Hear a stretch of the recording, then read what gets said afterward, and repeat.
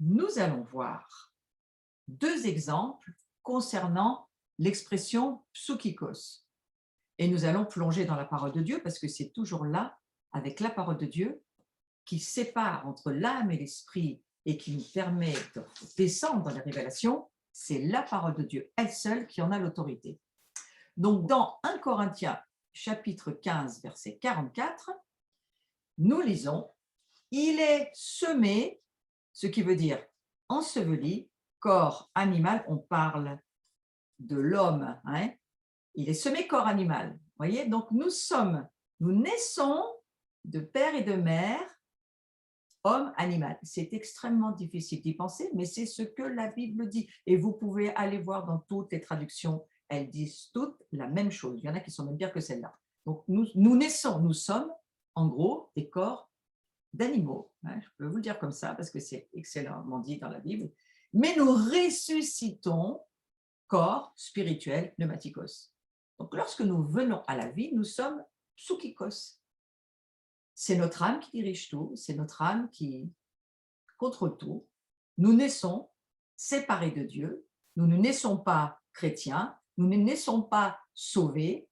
Non, laisse-moi le visuel, s'il te plaît. Nous ne naissons pas sauvés, nous ne naissons pas chrétiens, nous ne naissons pas avec la relation à Dieu. Nous naissons âme vivante, c'est-à-dire nous sommes psychikos. Hein, et c'est très important, je sais tout le monde ne le sait pas, et lorsque l'on veut approfondir l'homme spirituel ou la femme spirituelle et que nous voulons descendre dans des discernements un peu plus pointus, il nous faut absolument entendre cela et demander la révélation du Saint-Esprit. Combien de fois je me suis occupée de personnes dans le service, à la prière, à l'aide, quel qu'il soit, des personnes qui avaient besoin de s'y retrouver. Et à ces personnes-là, il faut leur dire, mais attention, toute ta vie avant Dieu, avant que tu rencontres Dieu, que tu naisses à nouveau, que tu deviennes un être spirituel, un être psychikos, pardon, pneumatikos, tu étais psychikos, c'est-à-dire, vous devez comprendre que toute votre histoire a besoin d'être remis au Seigneur et transformé, guéri, délivré de beaucoup de choses que vous avez vécues dans votre temps, qui était le temps de votre âme en termes de direction, c'est-à-dire en termes de… Tu veux me remettre le visuel parce que ça m'arrange beaucoup de travailler avec. Voilà, psychikos, c'est-à-dire le psyché, l'âme. Lorsque nous le comprenons, nous aspirons à devenir pneumatikos. Qu'est-ce qui nous fait devenir ce pneumatikos? La résurrection. Et c'est 1 Corinthiens qui nous dit, il faudra mourir psychikos, c'est toute l'histoire de Romains 6, nous devons, Romains 7, nous devons mourir à nous-mêmes, mourir dans notre baptême volontaire et conscient. Je ne parle pas du baptême enfant, on ne comprend rien, mais Jésus s'est fait baptiser adulte et il comprenait ce qu'il vivait et c'était un modèle, un protocole pour nous. C'est pour ça qu'il faut suivre le protocole de Dieu dans sa parole. Je redis, c'est ces protocoles-là qu'il faut suivre. Et à partir de là, nous voyons que Jésus et la parole de Dieu sont en accord pour dire, alors que nous sommes semés, nous venons à la vie, psychikos, corps animal, nous devons mourir à cette ancienne nature, ce fonctionnement corrompu, parce que d'une certaine manière, c'est quand même ça, pour que nous ressuscitions corps spirituel, c'est-à-dire notre esprit est relié, régénéré par l'Esprit de Dieu. Nous devenons une nouvelle création. Ce verset d'1 Corinthiens 15, 44 est extrêmement important. Il nous révèle toute l'histoire de la chute et de la résurrection. C'est la Pâque et c'est Shavuot, la fête vers laquelle nous allons. Nous avons traversé notre Pâque et lorsque nous passons dans les eaux du baptême et lorsque nous abandonnons notre vie à Jésus, eh bien, nous vivons on va dire, cet ensevelissement au travers de la Pâque que nous traversons. Et nous pouvons ensuite, grâce au sang de Jésus, parce que la Pâque est là, rentrer dans le chemin de la résurrection, le pneumatikos. Pneuma, c'est l'esprit. Psyché, c'est l'âme. C'est pour qu'on s'en souvienne. Alors, s'il y a un corps animal, il y a aussi, bien entendu, un corps spirituel. Nous naissons un corps qui est corruptible, un corps qui va devenir poussière. Ce corps-là, on ne le gardera pas. Merci Seigneur, surtout quand on vit très longtemps, on est assez content de ne pas garder ce corps-là. Mais nous avons aussi un corps spirituel. Et lorsque nous donnons notre vie à Jésus et que nous vivons par la foi notre identification à la mort avec Christ et bien entendu à sa résurrection, qui va nous amener ensuite à Shavuot, à la Pentecôte, avec les premiers fruits, les arts de l'esprit, la révélation de la parole de Dieu, mais pas seulement le déversement du Saint-Esprit, c'est pour cela qu'on vit une Pâque. On vit une Pâque pour pouvoir vivre ensuite la fête de Shavuot, c'est-à-dire pour pouvoir être rempli de l'Esprit. Toutes les fêtes, en fait, sont dans une seule et même porte, mais elles se développent dans le temps. Mais je pense que dans l'univers de Dieu, moi, je vois qu'une seule et même porte par laquelle on passe, c'est la chair et le sang de Jésus. Et ensuite, on a accès à cette maturité, ces cycles, ces portes, appelez ça comme vous voulez, dans lesquelles nous sommes. Et il y a donc, bien entendu, la Bible dit, elle est très claire, il ressuscite corps spirituel, pneumatikos, c'est-à-dire que notre esprit a aussi un corps spirituel. Vous ne le voyez pas, mais il existe. Et c'est de la même manière que les disciples, les apôtres, ont pu, après la crucifixion, ils étaient dans la chambre haute, ils attendaient, Jésus est venu les visiter, et ils ont été très surpris de voir que Jésus avait un corps, mais son corps était glorifié et spirituel. Donc voilà, prenez le temps de laisser le Saint-Esprit vous révéler cela. Parce que lorsque vous perdrez un être cher, s'il est converti, il a un corps spirituel. C'est plus dans la mue de l'animal que vous allez retrouver votre bien-aimé, c'est dans son corps glorifié. Et là, vous pleurez parce que vous ne le verrez plus. Moi, j'ai perdu mes 2 parents, je sais de quoi je parle, mais mes 2 parents étaient sauvés.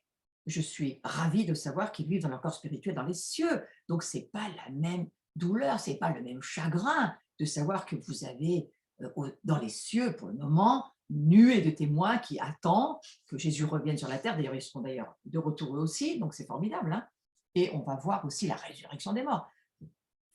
On ne meurt pas lorsqu'on est à Dieu. Vous comprenez pourquoi Dieu, le Père, qui est un père de famille, eh bien, il n'est pas si pressé que ça de revenir non plus, parce qu'il aimerait maintenant que le plus grand nombre de ses enfants soient sauvés. Hein. Et ça, bien entendu, nous le comprenons tous très bien. Alors, s'il a un corps naturel de l'âme, il a aussi un corps spirituel de l'esprit. Un corps spirituel, je vous redis ce que faisait Jésus. Mais eh bien, Jésus passait au travers des portes, hein, parce que la porte était fermée dans le cénacle. Hein, et puis, il est arrivé tout à coup face aux disciples, et je pense que ça a dû quand même leur faire disjoncter un peu le cerveau en se disant, mais par où est-ce qu'il est rentré, hein? Mais parce que ce corps spirituel-là, que nous aurons du reste nous aussi, hein, il passe à travers les portes. Et c'est un corps spirituel, il n'est pas fait de chair comme nous le sommes, nous, sur la terre. Il est capable de monter et de descendre sans problème. Hein, vous voyez, il y a eu l'ascension, puis il y a le retour, et puis voilà. Jésus est le modèle de ce que nous vivrons dans les temps à venir, qui sont en train de se rapprocher de plus en plus. Je crois qu'il faut accepter d'avoir envie de rentrer dans ces mystères et même de les peut-être d'y goûter, de les accueillir. Et il me semble que Dieu nous prépare à ce temps de son retour et aussi à ces nouveaux êtres spirituels que nous serons et qui seront certainement différents de ceux que nous sommes aujourd'hui. Mais ceci dit, il semble bien que nous nous reconnaîtrons. Parce que c'est toute l'histoire avec Jésus, il s'est dit, ils le reconnaissent avec un petit temps d'écart, mais ils le reconnaissent à chaque fois. Donc nous aurons un corps spirituel et il sera, c'est un verbe d'état, être, hein, il est spirituel. La définition du mot spirituel, qui n'appartient pas au monde physique, hein, c'est ce qui n'appartient pas au monde physique. C'est la définition du mot spirituel dans le dictionnaire, qui n'appartient pas au monde physique. Donc, nous sommes, c'est dans le dictionnaire, hein, nous sommes de ce monde, mais nous n'appartenons pas au monde physique, alors que nous sommes nés à nouveau. Notre être spirituel n'appartient pas au monde physique. Retenez cela, c'est une révélation de votre identité. Vous faites partie de ce monde par votre corps autour de votre âme naturelle, charnelle. On va dire que c'est le corps psychikos, le psychikos, l'âme avec un corps de chair que nous perdrons. Notre corps de chair, nous le perdrons, mais nous renaissons, pneumatikos, esprit avec un corps spirituel qui ne se voit pas, mais qui est existant. Du reste, si vous avez déjà lu Jean 6, Jésus parle au travers de Jean, hein, il parle de la Sainte Seine et il dit, je ne vais pas aller rechercher le verset, mais je le sais par cœur, il dit « La nourriture que vous mangez, c'est une véritable nourriture, c'est une vraie nourriture. » Et ce que dit Jean 6, hein, à propos de la communion. Vous mangez une vraie nourriture. Parce qu'il y en a une passagère, c'est celle que nous mangeons sur cette terre, mais il y a une nourriture vraie, véritable, éternelle, spirituelle, qui est mon corps et qui est mon sang. Moi, je le comprends comme étant dans le Jardin d'Éden, le fruit que mangeaient Adam et Ève, c'était cette substance, ce fruit de la vie éternelle. Aujourd'hui, c'est ce que nous mangeons.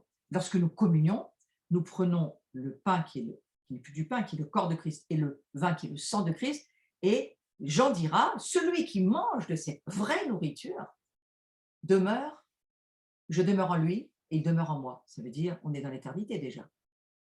Là, il y a un vrai mystère. Et alors, eh bien, je crois que c'est ce corps spirituel invisible que nous sommes qui se nourrit. C'est une nourriture spirituelle. Ce n'est pas une nourriture naturelle.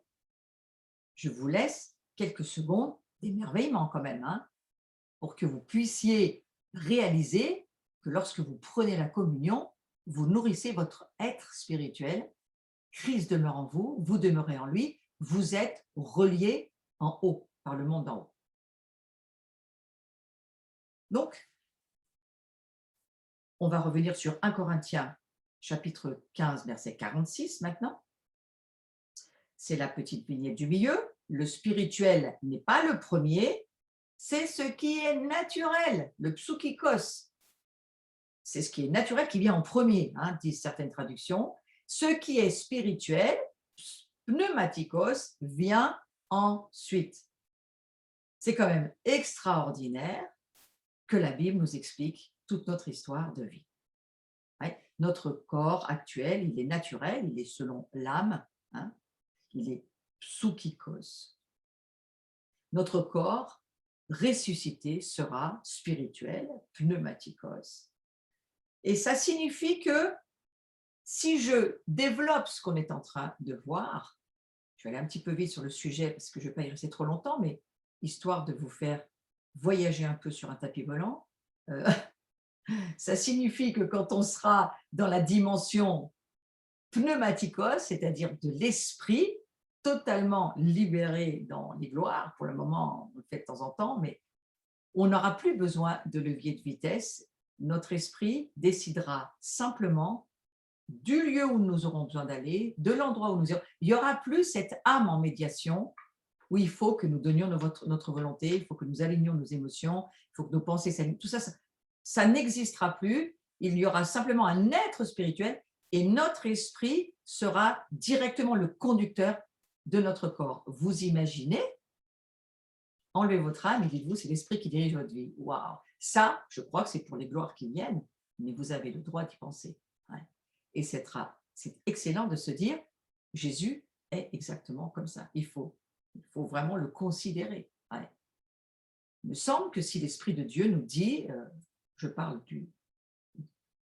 crois que ça se passera après le retour de Jésus dans une autre dimension de vie, avec d'autres manières de faire. Mais regardez ce que faisait Jésus lorsqu'il est revenu, hein, une fois qu'il est ressuscité, passait à travers les murs, il allait où il pensait, marchait sur l'eau, tout avait une dimension très différente. Et si vous pensez, sans passer par votre âme, directement d'Esprit Saint à votre corps, très facile de faire de la téléportation. Vous dites, je vais en Russie, et vous y êtes, ça y est. Donc, c'est intéressant de se dire que nous sommes en préparation d'une autre vie, mais que cette vie dans laquelle nous sommes, il faut quand même comprendre que ce n'est pas la fin en soi. Non, c'est un passage, exactement comme la Pâque. Il faut traverser cette mer du temps de notre vie pour entrer et commencer à croire que nous allons vivre totalement dans la plénitude des promesses de Dieu. Alors, il n'y a encore pas, bien sûr, mais on peut quand même y penser. Donc, le corps sera, je crois, à ce moment-là, totalement, si nous sommes totalement pneumatikos, nous serons totalement dirigés par l'Esprit Saint. C'est-à-dire que l'âme n'aura plus rien à voir là-dedans. Et c'est intéressant de se dire, je ne sais pas si nous aurons une âme ou pas, mais l'âme ne sera plus en interférence. C'est-à-dire qu'on n'aura plus tout ce combat qui est le nôtre sur cette terre pour aligner le corps animal au corps spirituel. C'est quand même pas toujours facile. Ou pour même demander parfois à la parole de Dieu de séparer ce qui est charnel de ce qui est spirituel. On va voir aussi dans la troisième vignette que dans Ézéchiel chapitre 1 verset 12, c'est très important de lire ce que dira le prophète Ézéchiel. Chacun marchait droit devant soi, ils allaient où l'esprit les poussait à aller, pneumatikos. Ils n'étaient plus psychikos, ils ne sont pas psychikos dans l'histoire là, ils sont pneumatikos. Et ils ne se tournaient point dans leur marche. Vous voyez, alors si vous entamez le livre à la lecture d'Ézéchiel, je vous souhaite un très très joyeux voyage parce que, merci si tu peux enlever la vignette, parce que c'est un voyage très sincèrement qui va être un peu compliqué, mais il est là quand même pour être lu ce livre d'Ézéchiel. Ouais. Mais ça démarre carrément avec waouh, ils sont directement dirigés par l'esprit et ça n'a plus rien de charnel dans le livre d'Ézéchiel. Les prophètes vivent dans une autre dimension. Ceux de l'Ancien Testament étaient parfaitement la parole de Dieu. Dans le Nouveau, c'est bien différent. Il faut examiner, même la parole d'un prophète de la Nouvelle Alliance reste à être examinée. Dans l'Ancien, il parlait de la part de Dieu, il n'y avait rien à examiner, c'était Dieu. Donc, vous voyez que ce prophète Ézéchiel, il nous donne une clé, ils allaient où l'Esprit les poussait à aller. Je ne serais pas surprise, je n'ai pas repris le contexte, mais je ne serais pas surprise que ça soit l'histoire des roues et des yeux. Ils allaient là où l'Esprit les poussait, c'est-à-dire que ça se faisait directement. Donc, un corps spirituel, c'est un corps directement motivé et contrôlé par l'Esprit.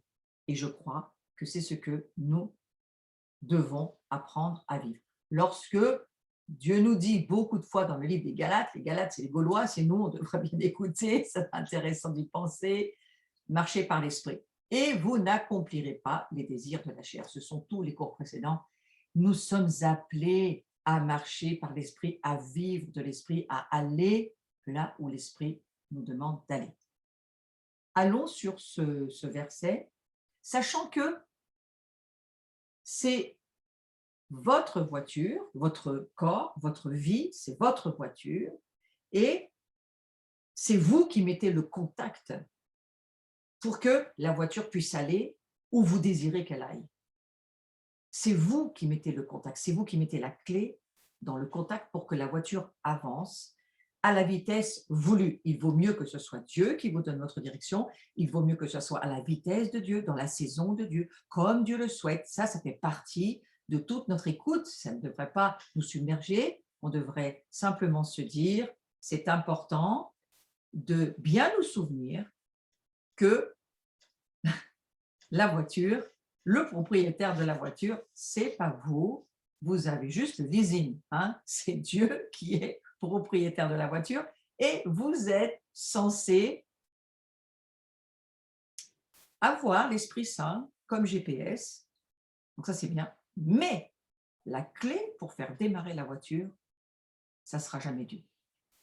Il vous a laissé votre âme, c'est-à-dire votre volonté, pour que au-delà de la chute et dans ce temps où nous sommes de nouveau en restauration et en recréation, totalement recréée en Dieu, Dieu nous laisse, je crois qu'il nous laisse la responsabilité, la liberté, l'honneur de faire démarrer la voiture pour chaque chose qu'on a à faire. C'est nous qui avons la clé, on y va, on n'y va pas. Jamais Dieu nous pousse. Est-ce que vous réalisez tout de même cela?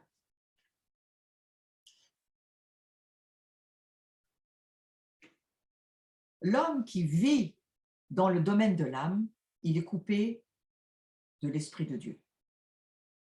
Comprenez, le psychikos, le psyché, ne peut pas être en relation directe avec le pneumatikos. Pour ça, il faut le sang de Yeshua, il faut Jésus, il faut l'agneau de Dieu, il faut la Pâque, il faut la révélation de ce que nous ne sommes plus de l'ancienne création, mais nous devenons une nouvelle création. Et la nouvelle création, elle n'est pas psychikos, elle est pneumatikos. Donc, nous ne pouvons pas mélanger tout entre l'âme et l'esprit et plus savoir où on en est. Lorsque nous sommes nés à nouveau, nous sommes un esprit et l'esprit, c'est lui qui dirige notre vie si nous le souhaitons. C'est nous qui mettons la clé dans la voiture pour la faire démarrer si nous le souhaitons. Dieu ne nous force pas, je le redis. Donc l'homme qui vit dans le domaine de l'âme, il est coupé de l'Esprit de Dieu. Revenez au cours, l'homme charnel est charnel, l'homme naturel reste un homme charnel. Il faut devenir, donc avoir la révélation et le croire par la foi et le pratiquer, un homme ou une femme spirituelle, c'est-à-dire pneumatikos. Et l'homme qui vit dans et du domaine de l'âme, eh bien, il ne peut pas connaître les choses de Dieu. Combien de fois l'apôtre Paul le dira dans les épîtres? Marchez par l'esprit et vous n'accomplirez pas les désirs de la chair. Qu'est-ce que les désirs de la chair? Eh bien, c'est les désirs psychikos. C'est tout ce que ton âme, en tant qu'homme animal, souhaite, alors que ce que Dieu veut, c'est que tu deviennes un homme ou une femme spirituelle, c'est-à-dire en relation, en écoute, en obéissance, contact avec le ciel et bien entendu l'Esprit Saint en toi qui dirige ta vie.